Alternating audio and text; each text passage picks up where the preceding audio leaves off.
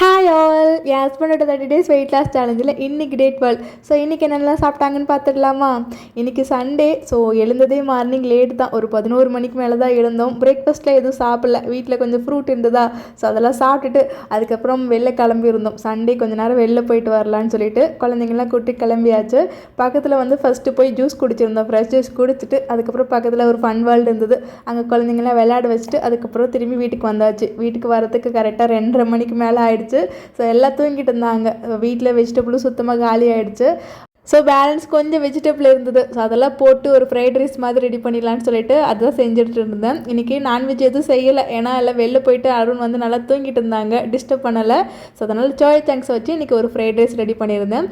Soya chunks எப்பவும் போல் சுடு தண்ணியில் கொஞ்சம் நேரம் ஊற வச்சு அதை பிழிஞ்சு எடுத்துக்கிட்டேன். அது கூட கொஞ்சமாக 65 மசாலா சேர்த்து லைட்டாக ஆயில் சேர்த்து லைட்டாக ஃப்ரை பண்ணி எடுத்துக்கிட்டேன். அதுக்கப்புறம் அதே கடாயில் இன்னும் கொஞ்சம் ஆயில் சேர்த்துட்டு முட்டை ஒரு 3 முட்டையை உடச்சி ஊற்றி அதையும் ஸ்க்ராம்பிள் பண்ணி எடுத்துக்கிட்டேன். அப்புறம் இருக்கிற எல்லா வெஜிடபிளும் சேர்த்துக்கிட்டாச்சு. கேப்சிகம், கேபேஜ், அதுக்கப்புறம் கேரட், அப்புறம் சின்ன சின்னதாக கட் பண்ண பூண்டு, வெங்காயம் மட்டும் இல்லை. ஸோ அதுக்கப்புறம் வேக வச்சுருக்கிற சாதம், அது கூட கரம் மசாலா, சீரகத்தூள், அதுக்கப்புறம் சோயா சாஸ் இதெல்லாம் சேர்த்து நல்லா ஃப்ரை பண்ணிவிட்டு கொஞ்சமாக பெப்பர் பவுடர் சேர்த்துருந்தேன். அவ்வளோதான், எல்லாத்தையும் சேர்த்து நல்லா ஃப்ரை பண்ணி எடுத்திங்கன்னா ஹெல்த்தி அண்ட் ஹை ப்ரோட்டீனான ஃப்ரைட் ரைஸ் ரெடி. லஞ்சுக்கு இது கூட கொஞ்சமாக குக்கும்பர் அப்புறம் கர்ட் வச்சு சூப்பராக லஞ்ச் முடிச்சாச்சு. அருண் இன்னைக்கு லஞ்ச் சாப்பிடவே ஒரு 4 மணிக்கு மேலே ஆயிடுச்சு. ஸோ அதனால் பசிக்கல, டின்னர் வேணான்னு சொல்லிட்டாங்க. சொல்தாங்க.